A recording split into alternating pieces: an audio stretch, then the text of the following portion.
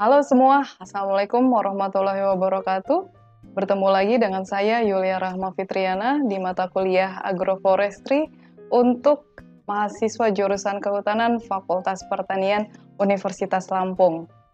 Kali ini kita akan bahas bersama mengenai pengelolaan dan pengembangan agroforestry bagian lanjutan setelah minggu lalu kita belajar bersama bagian awal di tema ini. Saya ingin mengingatkan kembali CPMK dan sub CPMK untuk tema perkuliahan kita kali ini sama dengan minggu lalu, yaitu mahasiswa Anda semua ya mampu memahami tentang kebijakan dan strategi pengembangan agroforestry. Ya, setelah kita dari awal memahami apa sih itu definisi agroforestry, bagaimana teknik pengaplikasian sistem agroforestry, pengklasifikasiannya, serta peran agroforestry dalam ekologi seperti yang sebelumnya kita bahas tentang keanekaragaman hayati agroforestry. Nah, untuk tema yang pengelolaan dan pengembangan, kita akan lebih membahas bagaimana strategi untuk pengadaptasian atau pengembangan ya dan pengelolaan agroforestry ini sendiri, metode, alasan, dan bagaimana kita mengaplikasikannya, apa prinsip-prinsip dalam pengembangan dan pengelolaan agroforestry ini. Kira-kira ada 5 subtopik yang dibahas di tema tentang pengembangan dan pengelolaan agroforestry.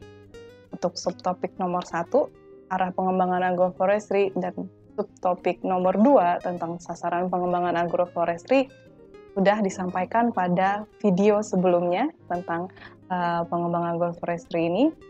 Dan khusus di video ini, kita akan membahas bersama, ya, belajar bersama mengenai diagnosa sistem agroforestry, yaitu metode DND atau Diagnosis and Design. Lalu, kita akan mempelajari bersama tentang prinsip-prinsip pengelolaan agroforestry, ya, dan juga tentang permodelan dalam agroforestry. Jadi, 3 subtopik ini yang akan saya sampaikan dalam video pembelajaran hari ini. Saya harap Anda semua tetap semangat dan bisa belajar banyak dari video kali ini. Untuk diagnosa sistem agroforestry sering didengar ya di kalangan agroforestry ini dalam peneliti maupun para pengamat ya, yaitu dengan metode DND, D dan D, kira-kira begitu ya namanya, yaitu untuk diagnosis, dan mendesain atau desain dalam bahasa Inggrisnya. Selanjutnya kita akan sebut metode ini sebagai metode DND untuk lebih gampangnya ya. Jadi kira-kira begini, DND ini suatu metode ya, seperti yang dijelaskan dalam slide ini. DND adalah metodologi yang digunakan untuk mengungkapkan permasalahan penggunaan lahan serta untuk menyusun rancangan pemecahannya dalam sistem agroforestry. Ini dikutip dari Rentry tahun 90. Ya, seperti kalau kita ke dokter, kita akan diagnosa. Nah, dokter akan melihat ya, mendiagnosis apa, sakit apa dari permasalahannya, dan nantinya akan memberikan obat, kira-kira seperti itu. Dan ini untuk sistem agroforestry disebut dengan metode DND ini ya. Dan metode ini dikenal oleh para peneliti dan petugas lapangan ya sebetulnya, yang dipakai ya dalam menyusun rencana penelitiannya dan juga proyek pembangunan sistem agroforestry ini. Selanjutnya kita akan membahas dan melihat bersama mengenai tahapan-tahapan ya dalam metode yang disebut DND ini untuk agroforestry. Nah, di layar terlihat ada 5 tahapan yang dilakukan untuk metode ini. Dari tahap 1, prediagnosis, tahap 2, diagnosis, selanjutnya tahap 3, rancangan dan evaluasi, tahap 4, perencanaan, dan tahap 5 ada penerapan atau implementasi. Kita akan lihat di tahap pertama dulu ya. Pada tahap prediagnosis ini, itu kira-kira diobservasi mengenai apa yang dilakukan pada sistem ini ya. Jadi kita akan melihat dan menguraikan secara jelas tuh kombinasi dari sumber daya, kemudian teknologi, ada tujuan dari pengelola ya. Jadi kita bisa mendefinisikan sistem tersebut dan deskripsi lokasinya. Kemudian pada tahap prediagnosis ini ada pertanyaan yang harus dijawab ya, seperti bagaimana cara kerja sistem ini, bagaimana organisasinya, bagaimana masing-masing komponen berfungsi untuk mencapai sasaran, dan sebagainya. Dari situ juga dirumuskan ya, dilihat tujuan dan strategi produksi dan susunan komponen sistem. Nah, dikira-kira di tahap 1 atau prediagnosis ini sudah bisa Anda lakukan ya, karena ini sudah Anda praktekkan di responsi pada mata kuliah ini sebetulnya, ketika Anda diberi tugas mengenai melihat suatu sistem atau teknik agroforestry yang ada, dan kemudian Anda bisa mengklasifikasikan ya berdasarkan komponen, tujuan, dan sebagainya. Nah, dari prediagnosis itu, kira-kira yang pernah Anda lakukan juga ya. Selanjutnya ada yang tahapan yang disebut sebagai tahap 2, diagnosis.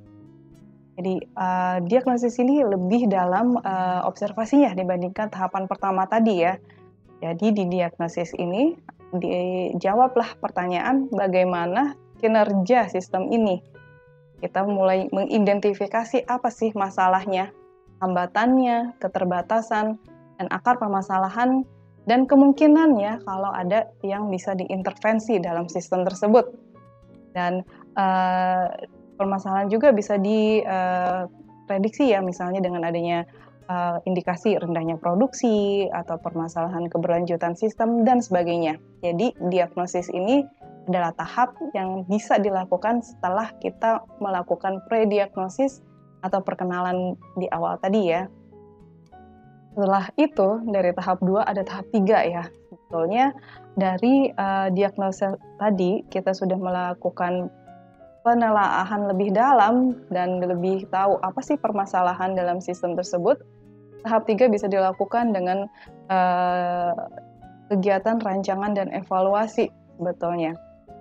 Di sini dirancang bagaimana sih memperbaiki kinerja sistem tersebut berdasarkan yang sudah kita identifikasi di tahapan sebelumnya ya. Dan kemudian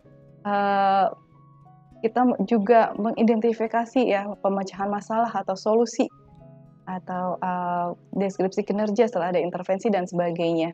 Jadi kira-kira di tahapan 3 ini kita merancang dan mengevaluasi, kira-kira seperti itu. Dari tahap 3 tadi, ada tahapan perencanaan, ya. Harus dilakukan apa sih untuk pengembangan dan menyebarluaskan sistem yang sudah disempurnakan. Kemudian kebutuhan penelitian dan pengembangan, serta penyuluhan apa yang diperlukan untuk perencanaan tersebut. Tahap terakhir dari metode ini, yaitu tahap kelima, yaitu penerapan atau implementasi. Jadi pada tahap ini kira-kira akan menjawab pertanyaan bagaimana menyesuaikan dengan informasi yang baru. Jadi apa umpan balik dari stasiun penelitian, percobaan, dan studi kasus tersebut.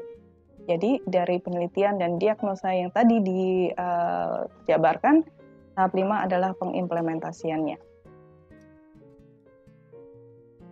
Tadi kita sudah membahas tentang apa yang disebut metode D&D, yaitu untuk mendiagnosa dan mengetahui solusi dari permasalahan-permasalahan ya, ada desainnya.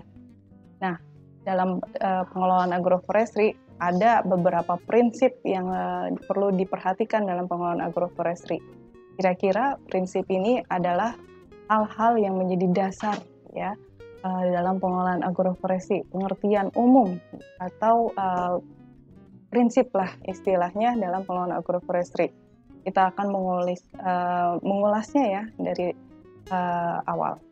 Yang pertama, pengelolaan agroforestry secara umum harus bertujuan untuk memelihara dan meningkatkan keunggulan-keunggulan sistem agroforestry. Seperti yang telah kita ketahui, agroforestry ini kompleks ya, dan dia kombinasinya itu kompleks juga dan itu tidak sama. Banyak kombinasi-kombinasinya. Dan masing-masing keunggulan dari komponen agroforestry tersebut diharapkan bisa terpelihara dan bisa meningkatkan keunggulannya. Kira-kira seperti itu. Kita pernah mendiskusikan ini pada pembelajaran sebelumnya ya. Jadi ada keuntungan yang productivity ini, ke produktivitas sistem agroforestry yang bersifat sustain atau berkelanjutan, baik itu produktivitas jangka pendek maupun jangka panjangnya.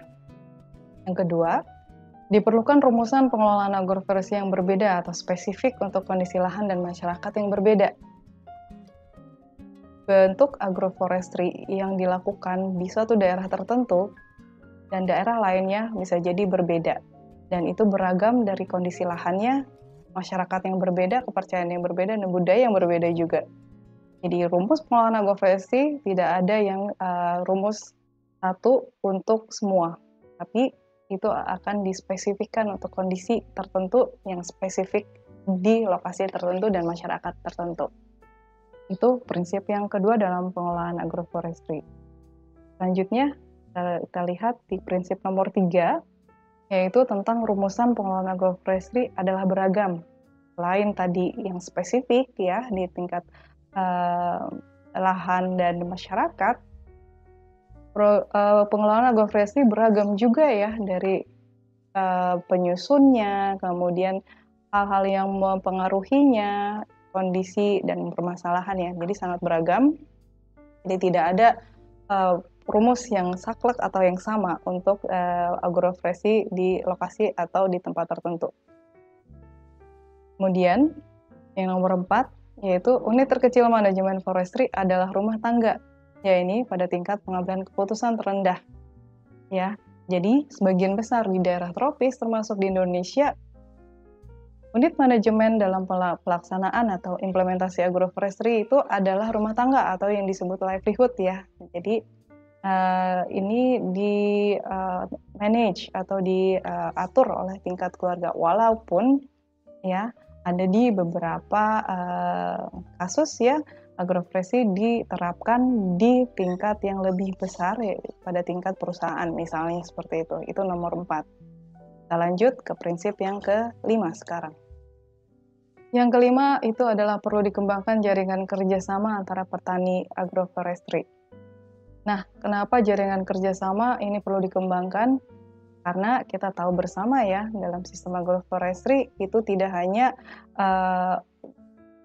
satu aktor atau satu user saja, petaninya saja, tapi sebetulnya sistem ini adalah kompleks. Dia terhubung dengan sistem pemasaran, ya, dengan sistem pemodalan dan sebagainya. Jadi perlu adanya jaringan kerjasama dalam pengelolaan agroforestry, tidak hanya berfokus saja pada petaninya, tapi bagaimana cara pemasarannya dan jaringan yang lainnya. Prinsip yang keenam, ya, berdasarkan perhitungan kemampuan biaya dan pengorbanan untuk pengelolaan per keluarga petani, unit pengelolaan agroforestry itu terkecil. Jadi dalam jangka pendek, ya Anda bayangkan untuk pertanian monokultur per hektarnya dia akan lebih banyak menghasilkan uang lah istilahnya atau masukan ya input bagi petani dibandingkan sistem agroforestry per hektarnya. Nah di sini perlu dipikirkan juga ya. Jadi ada produksi yang jangka panjang misalnya. Produktivitas dari pohon itu tidak bisa diambil dari awal-awal ya. Misalnya untuk agroforestry yang mengkombinasikan karet. Nah, karet tidak bisa memproduksi getah karetnya pada tahun-tahun di awal penanaman misalnya. Nah, untuk pemasukan petani ada produktivitas dari yang lainnya seperti itu kira-kira ya. Itu prinsip nomor 6, kita lanjut ke prinsip nomor 7, yaitu tentang perubahan paradigma menuju pengelolaan hutan secara partisipatif. Ya, jadi seperti yang kita ketahui bersama juga, yang mungkin sudah Anda pelajari juga di mata kuliah yang lainnya tentang pengelolaan hutan bersama masyarakat. Nah, ini adalah tren terbaru yang ini dianggap sebagai solusi untuk melindungi dan melibatkan masyarakat untuk mendapatkan hasil lestari dari hutan ya. Nanti di sini banyak dikenal tuh Kalau kalian pernah mendengar tentang PHBM, pengelolaan hutan bersama masyarakat, hutan kemasyarakatan, dan sebagainya.